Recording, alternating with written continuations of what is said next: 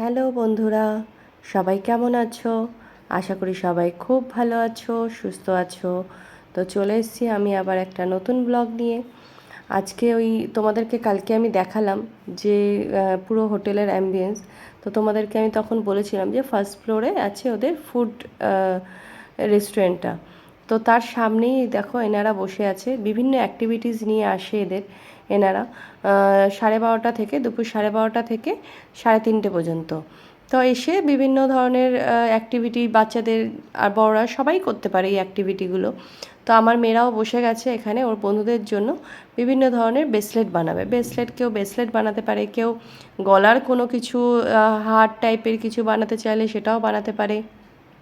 যার যেরকম খুশি সে সেরকমভাবে সেগুলো বানাতে পারে। আর এই যে দেখতে পাচ্ছ এখানে বিভিন্ন ধরনের কালারিং পুঁথি রয়েছে, সেই পুঁথিগুলো দিয়ে ওরা নিজেদের মতন করে আর বানিয়ে নিতে পারে। তো ভালোই হয়েছে, বাচ্চারাও কিছু একটু অ্যাক্টিভিটি করতে পারছে। আর এখানে দেখতে পাচ্ছ এগুলো হচ্ছে বেলুন, বিভিন্ন স্টাইলের বেলুন ফোলাতে পারবে। যে যেরকমভাবে পারবে সে সেরকমভাবে বেলুন ফোলাতে পারবে। আর আছে এই যে দেখো এরা কী সুন্দর করে বেলুন বানিয়ে দিয়েছে দেখো। আর যদি কেউ নাও পারে তাহলে এনারা তার জন্য হেল্পও করে দেয়। আর আমার মেয়েরা এখানে বসে পড়েছে সব বন্ধুদের জন্য ও নাকি ব্রেসলেট বানাবে। তো যাই হোক, নতুন কিছু জিনিস শিখতে পারলে তো ভালোই। বেশ ভালো করে ওরা নিজেদের মতন করে করছেও।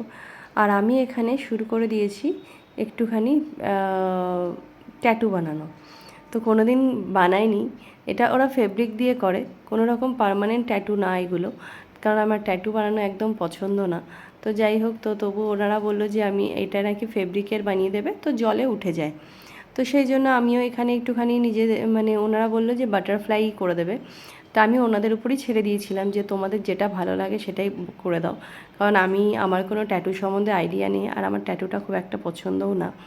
তো সেই জন্য ওনাদের উপরই ছেড়ে দিয়েছিলাম যে তোমরা তোমাদের পছন্দ মতন একটা ট্যাটু বানিয়ে দাও।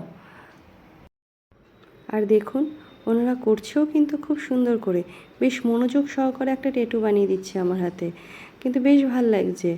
বেশ কালারিং হাতের মধ্যে বেশ ভালোই লাগছে করতে। এর করতে করতে বেশ মনে পড়লো সেই ছোটোবেলায় আমরা সেই বিগ বাবুল খেতাম না, আর বিগ বাবুলের যে সাথে যে একটা স্টিকার থাকতো, সেই স্টিকারটা হাতের মধ্যে চিপকে নিতাম আর তারপরে ওটা তুলে দিতাম। তারপরে ওই স্টিকারের যে ফটোটা সেটা হাতের মধ্যে পড়ে যেত, আর সেটা থাকতেও বেশ 1 সপ্তাহ মতন থাকতো, তারপরে উঠে যেত নিজের মতো। তো এটা করতে করতে সেরকম কথাই মনে পড়লো। আর এই দেখুন কাকে নিয়ে এসেছি, আপনাদের দাদাও কিছুতেই লাগাবে না হাতের মধ্যে, ওর কাছে এগুলো হচ্ছে কালিঝুলি লাগানো, তো কিছুতেই লাগাবে না হাতের মধ্যে এই ট্যাটু। তো আমি তাও বললাম একটা করে নাও, জলে তো উঠেই যাবে, একটু পরে স্নান করতে গেলে তখন জলে সব ধুয়েই যাবে। তো তাই জন্য বললো ওনারা শখ করে একটু লাগিয়ে দেবে হাতে, তো কি হয়েছে।